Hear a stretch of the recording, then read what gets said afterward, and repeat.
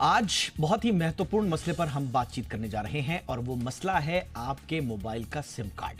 जो सिम आप इस्तेमाल करते हैं, क्या वो जानते हैं आप कि वो भारत में बना हुआ है या चाइना मेड तो नहीं है?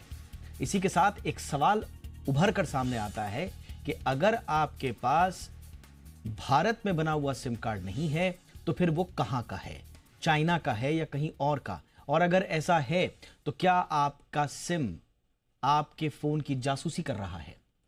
हाल ही में गृह मंत्रालय से जुड़ी एजेंसियों ने खुलासा किया कि कई मोबाइल सिम चीन से आए हो सकते हैं, इसीलिए सरकार अब ऐसे सिम कार्ड्स को बदलने का फैसला कर चुकी है।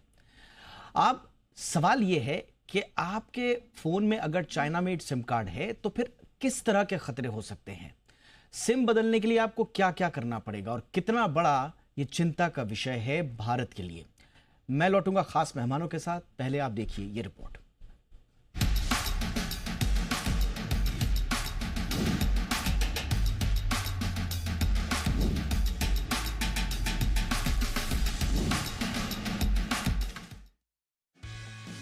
मोबाइल फोन की सबसे जरूरी कड़ी होती है आपका सिम कार्ड। वही सिम कार्ड जिसे आप अपना आईडी प्रूफ देकर बड़ी जिम्मेदारी के साथ खरीदते हैं।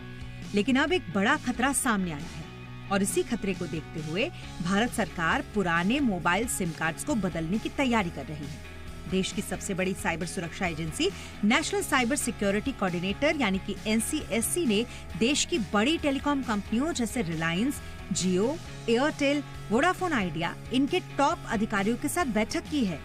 इन बैठकों में टेलीकॉम संसाधनों की खरीद प्रक्रिया में पाई गई कमजोरियों पर चर्चा हुई और पुराने सिम कार्ड्स को बदलने के फ्रेमवर्क पर भी बात हुई।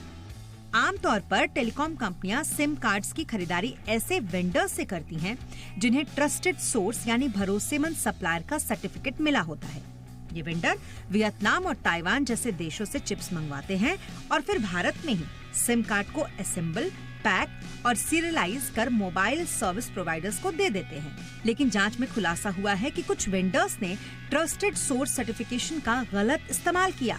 उन्होंने दावा किया कि उनके चिप्स भरोसेमंद स्रोत से आए हैं, जबकि असलियत में कुछ चिप्स चीन से मंगवाए गए थे।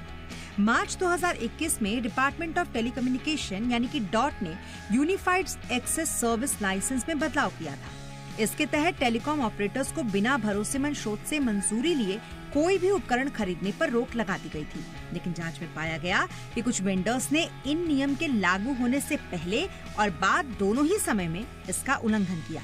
यानी ऐसे सिम कार्ड्स जो 2021 से पहले और उसके बाद भी जारी किए गए, उन पर शक की सुई उठी है।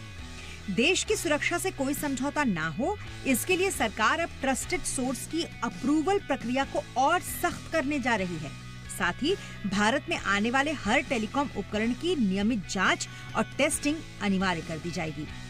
आपको बता दें कि इससे पहले भी राष्ट्रीय सुरक्षा के मद्देनजर सरकार ने चीनी कंपनियों जैसे हवाई ZTE के उपकरणों के इस्तेमाल पर रोक लगाई थी।